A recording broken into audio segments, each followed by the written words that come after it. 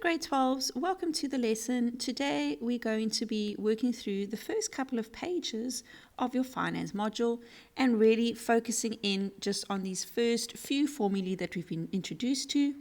Our simple interest formula, our straight line method of depreciation, our compound interest formula for growth, and our reducing balance method of depreciation. All right. Up until now, we've really been focusing mostly on solving for A, but in today's lesson, we're going to be solving for I and N, as well as getting stuck into some beautiful timeline questions. Let's get into it. All right, lovelies. So the top half of the page here is just recapping everything that we explained in our last video. Here are the four formulae we're going to be dealing with today. You'll notice that they don't give you the variable m in the compound interest formula. You need to remember to add that in if we are compounding more than once a year. Also, something that's valuable to remember, when we have investments and loans, our accumulated amount is greater than your principal amount, the amount that you spend on the day. When we are dealing with depreciation, your amount at the end is less than the principal amount, because remember, your asset, your vehicle, your equipment is losing value over time. If we just quickly run through again, so A is your final amount or accumulated amount, P the principal or present amount, I your interest rate, N your number of years. And then remember that M will be how often you compound. Here, these two are linked to our nominal and effective interest rate formula. Let's have a look at our first question. Okay, so John buys a new car for 160,000 Rand. Okay, so this is our principal amount. Once he takes delivery of the car, okay, it's interesting seeing. Once he takes delivery of the car, it starts to depreciate. Okay, basically, we know it goes down, down, down from this point. If the car depreciates on a straight line balance or reducing balance, it reaches the same value of 110,000 Rand after 4 years. So 110,000 is your A amount and 4 would be N, number of years. So the question is, we're going to solve for I using our two different methods of depreciation. Amazing. So remember that if it's straight line, it's the same as the simple interest formula, just a minus instead of a plus in the bracket. Now remember, don't muddle yourself up. The smaller amount in depreciation is what we sub into A. The present amount, the principal amount, is what we put into P, what he paid on the day. 1 minus I times, this happened over 4 years. Okay, so now we need to solve for I. So I'm going to divide both sides by 160,000. 110,000 over 160,000. So now it just becomes, we need to make I the subject of the formula, right? We are going to subtract 1 from both sides, and we're going to be equal to negative 4I. All right, it's not really enough space here, so I'm just going to scooch over and I'm going to carry on working on this side. So when I simplify the 110,000 over 160,000 minus 1, I get negative 5 over 16 is equal to negative 4I. All right, so now we need to divide both sides by negative 4, and we get a decimal of 0,078 is equal to I. So now to change it into a rate, you multiply by 100. So our percentage rate of depreciation for a straight line method would be 7,8%. Okay, so that's it. We really have been focusing on, up until this point, on solving for A. In this question, we needed to find I. All right, so we just do a bit of manipulation. It's pretty straightforward, hey? So now in our follow-up question, we're going to use our reducing balance formula. So remember that this is like the compound interest formula, except that we use a minus instead of a plus in the bracket. All right, so it's the exact same substitution, 110,000 into A and 160,000 into P, 1 minus I to the power of 4. Cool. So we need to divide both sides by the 160,000. So now our next step, we can't just subtract 1 from both sides. Okay, we've got a bit of a problem. I is in the brackets and is raised to an exponent. So from this point, you should go, well, I know what we need to do. We're going to find the fourth root on both sides.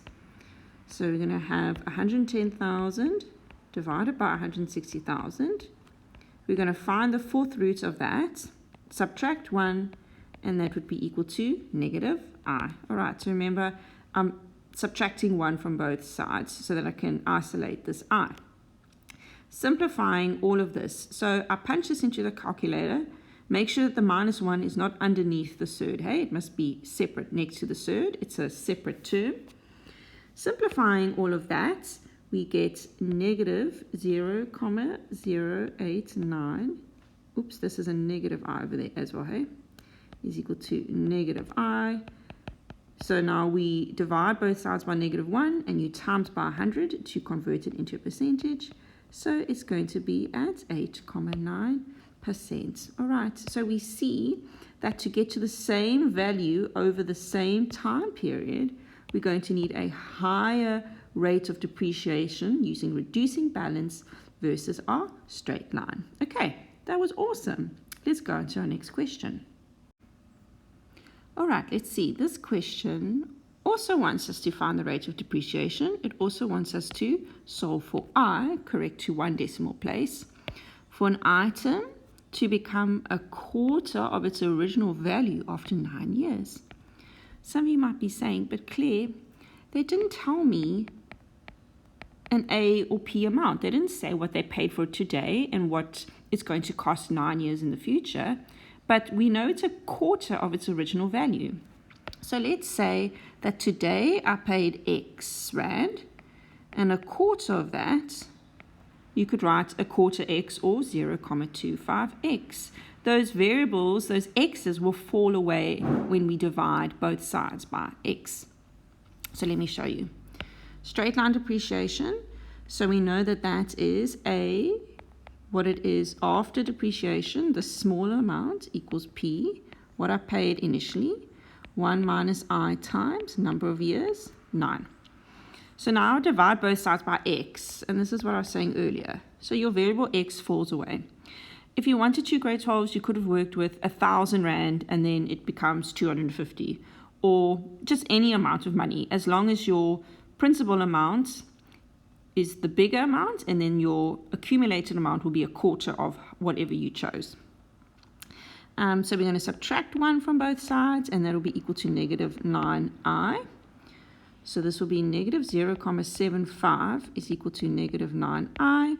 So we're going to divide both sides by 9, and then we take that amount and times it by 100. So when I divide both sides by negative 9, I get that I is equal to 0,08, oops, 0.8 blah blah blah, and then we times this by 100 to turn it into a rate, right? So that it's a percentage. So your rate will be 8,3%. Awesome. Okay, reducing balance. So exactly the same as we did before. I'm going to use 0,25x is equal to x, the principal amount, 1 minus I to the power of 9. All right, so we know it's like our compound interest formula, just that we have a minus instead of a plus. Okay, so now you should be thinking back to what we did in the previous questions. We need to get I, and I is stuck in that bracket. So we're going to find the 9th root on both sides, subtract 1, and that would be equal to negative I. So simplifying the left-hand side, we get that I will be equal to, or negative I, sorry, would be equal to negative 0,14, etc. So now we're going to divide both sides by negative 1, then times by 100. So we get that our rate as a percentage is 14,3%. Pretty easy. Okay, so we should all feel pretty good and confident with solving for I in our depreciation formula. Okay, let's have a look at question 3. Determine the length of time that it would take an investment of, okay, so we're investing money. 520,000 becomes 850,000 if it has a simple interest rate of 12% per annum. Correct to 2 decimal places. Okay, so we don't have to worry about monthly, quarterly, semi-annually, all of that using the simple interest formula either. We're literally just going to sub this into A equals P 1 plus I times N. We need to solve for N in this question. How long will it take? So knowing that since I'm using the simple interest formula now, that your A is bigger than your P value.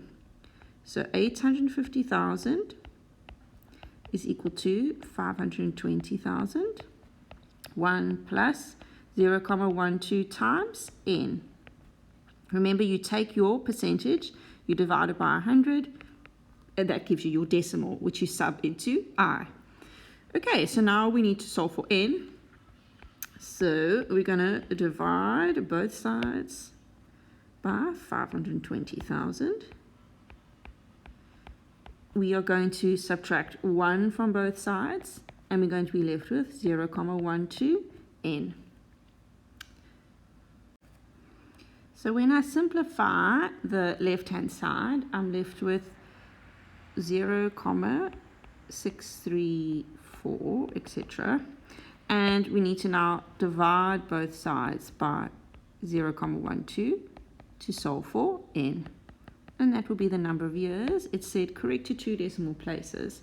So I am left with 5,29 as my final answer. Okay, so there was an example of how we solve for N using our simple interest formula.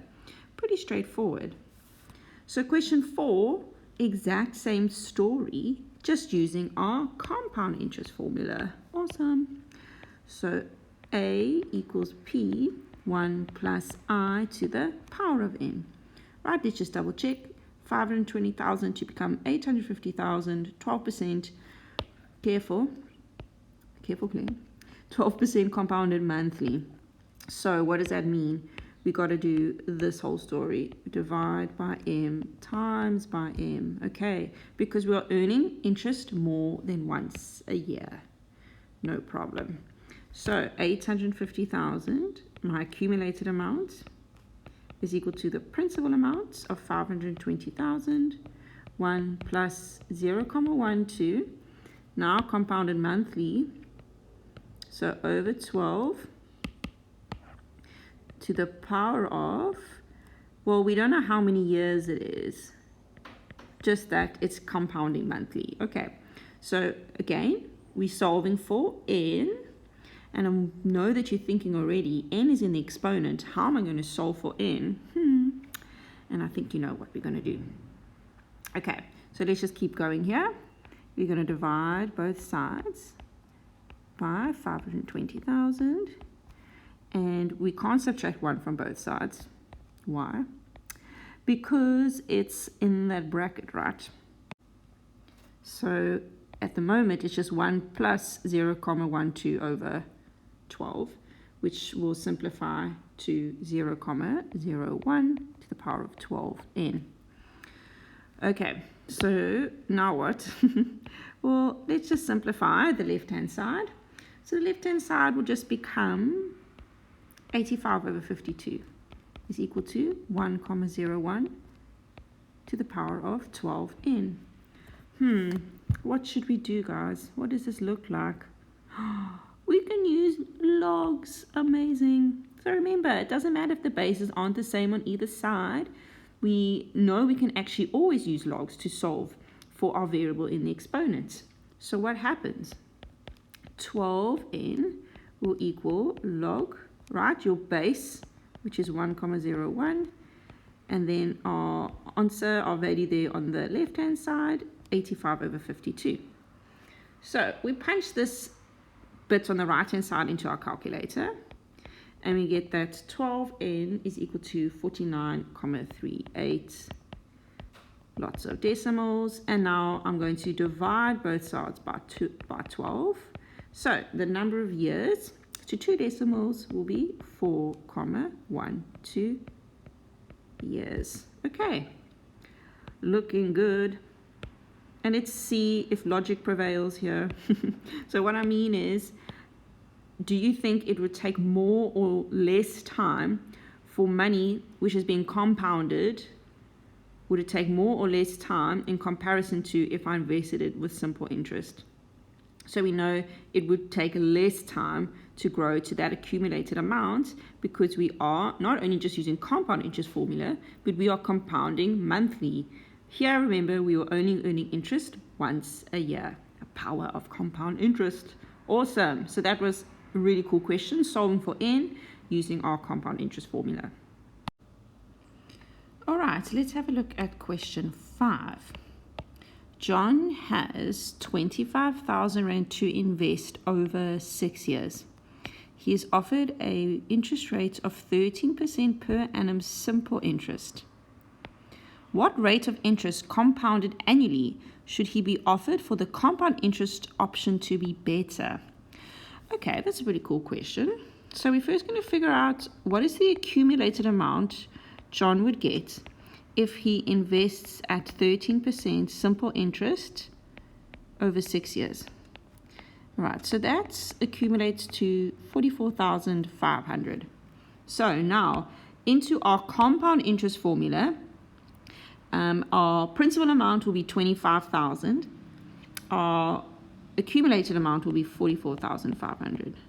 All right, so 44,500 will be equal to 25,000. We're trying to solve for I. We know it's after 6 years. Okay, so I'm going to do quite a few steps here in one because we can actually do this if we wanted to save time. Remember, so what are we doing is we're dividing both sides by the 25,000. We then need to find the 6th root on both sides so that we could get rid of that exponent. And we also need to subtract 1 from both sides. Right? And then we were left with I.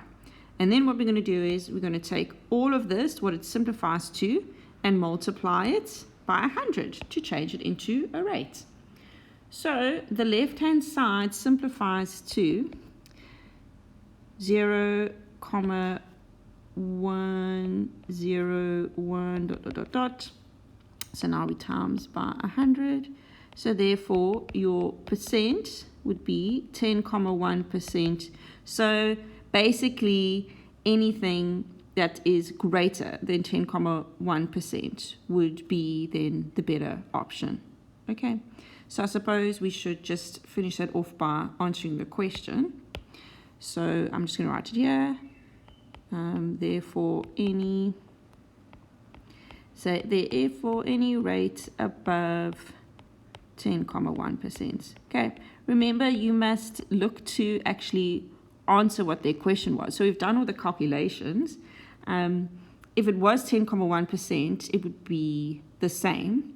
So anything above that means it will be the better option to go for, right? Does that make sense? If it's 10,1%, you will get that 44,500. Anything above that will then be the better option to take.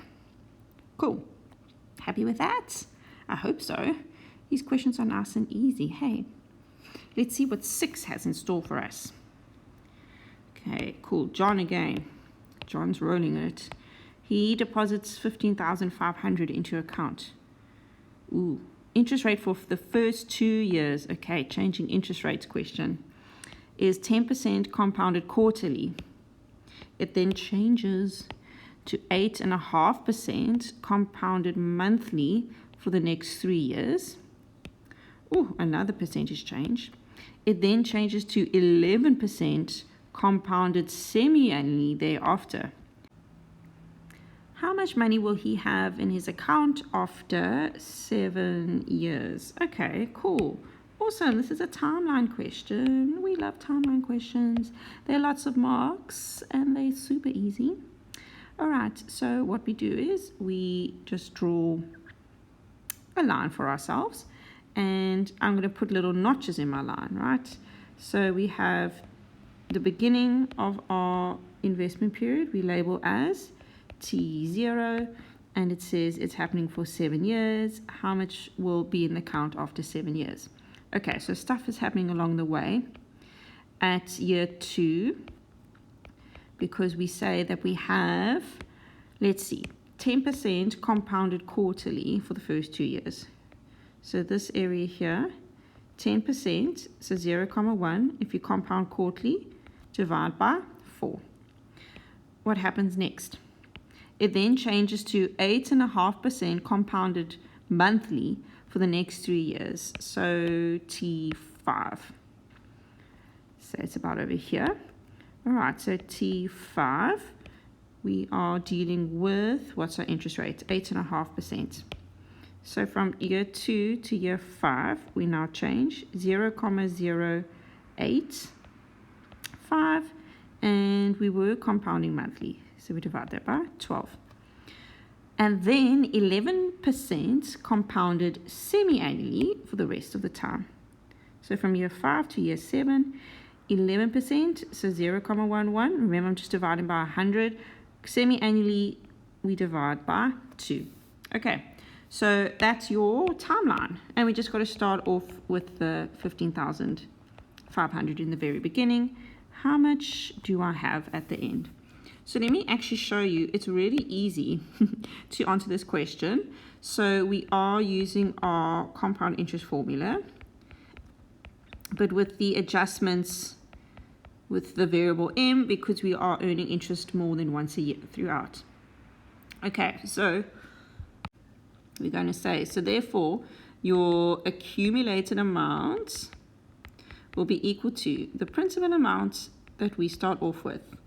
All right, we deal with the first 2 years. 1 plus 0,1 over 4, 4 times 2. Earning interest quarterly over 2 years.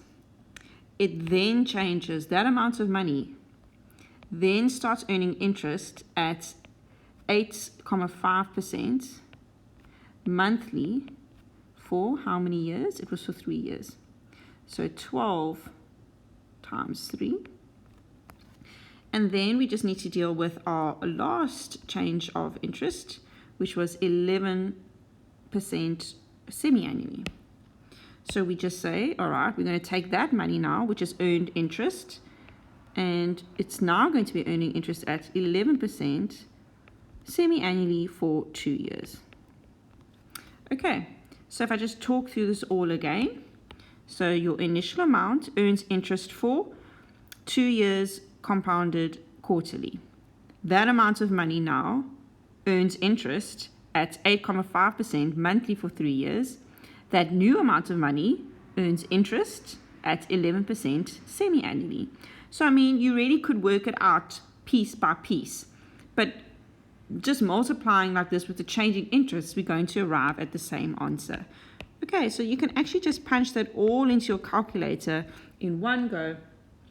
And we have an answer of 30,163 Rand and 88 cents. Okay, so changing interest rate questions are, for me, like freebie questions. They're so nice and easy and straightforward.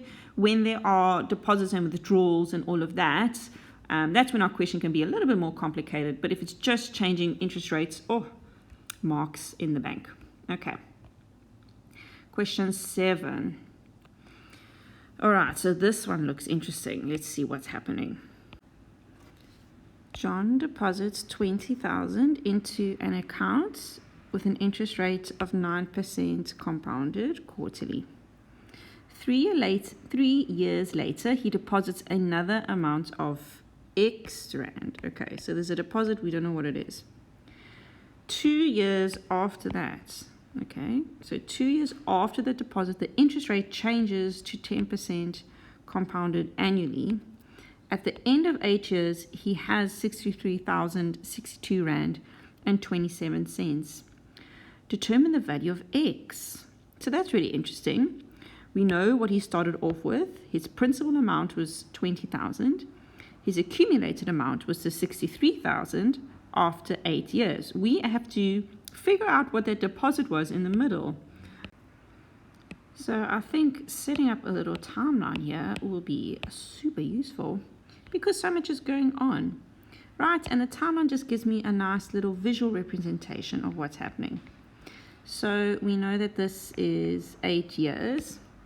We start off with a deposit of 20,000. We end off with 63,000, 62 Rand and 27 cents. Now, there's a lot of stuff happening in the middle. So let's just put that stuff down. Okay, so the interest rate is 9% compounded quarterly, but 3 years after the deposit. Okay, so at year 3, something happens. At year 3, we put in X Rand. 2 years after that, the interest rate changes. So we've got another notch at T5. The interest rate changes to 10% at the end of 8 years. It's 63,000. Okay, so we've dealt with the deposits and what we have at the end. Let's now go through our different interest rates. Okay, so for the first bit, it's 9% compounded quarterly up until year 5. So this whole area, from the start of your investment to year 5, the interest rate is set at 9%. So 0,09, and we are compounding quarterly. 2 years after that, the interest rate changes. Okay, so just talk through it again. We started with 20,000. We're compounding quarterly. At the 3-year mark, we put in a certain amount of money. Now this is earning interest at 9% compounded quarterly. 2 years after that, so at year 5, our interest rate now changes. So till the end of the investment period, so from year 5 to year 8, our interest is now 10% compounded annually. So we can just say 0,1, or if you want to say 0,1 over 1, we're only earning interest once, that's fine. But yes, that's what our diagram would look like. And the question is, so what is this amount? Okay, so it's actually quite logical. Let me talk you through it. Remember, we're subbing into the compound interest formula. So our accumulated amount, the 63,000, will be equal to the principal amount of 20,000. All right, so look what happens. Okay, the 20,000, right, that initial amount will earn the interest, right, in this first area of the 9%. So it's going to earn interest at 9%. Oops, I've got it's 1 plus 0,09 over 4. So it was 9% for how many years? 5 years. Okay, so that amount of money, I know there was a deposit here, but we're focusing on this for the meanwhile. That amount of money earns interest for 5 years, then earns interest for the next 3 years at 10%. So we're going to do a changing interest rates scenario where we literally just multiply the bracket with the new interest rate onto this previous bracket. So 1 plus 0,1, we don't have to say over 1, but we can, for 3 years. Okay, so that's dealing with the principal amount of 20,000. Now what I need to do is I have to take the deposit, let that X Rand earn interest for 2 years and 9% quarterly, and then that amount of money would earn interest at 10% compounded annually for 3 years. So I know this is not great, but I'm just going to write underneath now. I can't really fit this into the space. But now, so you would say from this point, you would plus the X Rand, and then we would take into consideration how it was earning interest. So that deposit from year 3 to year 5 earned interest at 9% compounded quarterly. So that was for 2 years. And then the interest rate changed to 10%, right? Compounded annually for 3 years. Okay, so this should be alongside there. I've just run out of space. Okay, but let's talk through it again. That's what we have at the end. Invested 20,000, earn interest for the first 5 years at 9% quarterly. Then it changes to 10% compounded annually. We need to add the deposit, earning interest, 9% quarterly for 2 years. So here, and then 10% for 3 years, compounded annually. Okay, so I think for this one, let's do it piece by piece. So I'll have, okay, that A value is just going to leave it there for now. If I do this first bit, so it's going to be 20,000 times the first interest rate bracket, then our second interest rate bracket, we get an amount of 41,540 Rand. And I'm going to keep the decimals. We really should only do our rounding in the last step in finance. So if you put 4 decimals down, that's enough. I'm just putting down 5. So that's what the 20,000 grows to. Now we need to deal with that deposit, right? And the deposit and its interest rates. So I'm just going to simplify each bracket.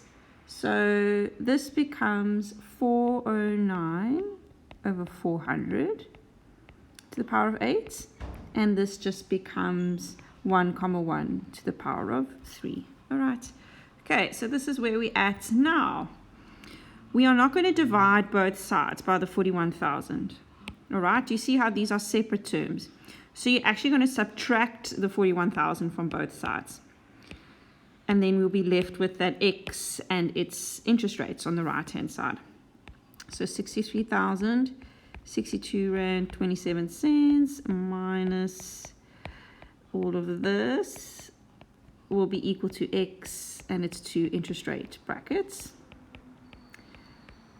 All right, so now subtracting those 2 amounts of money, I'd be left with 21,521 Rand, and then I'm just going to put down those 5 decimals, 51508.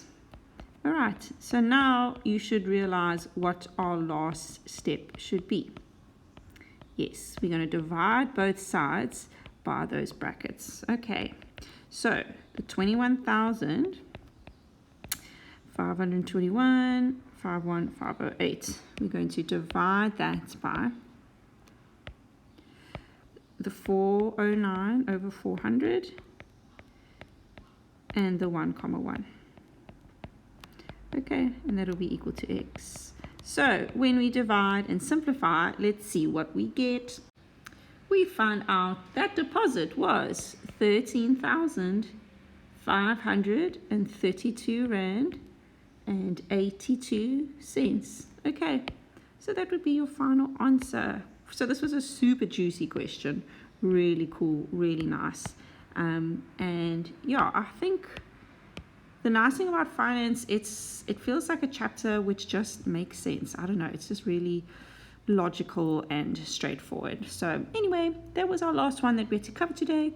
Well done, guys, and I hope you enjoyed the lesson, and we'll chat again soon. Goodbye.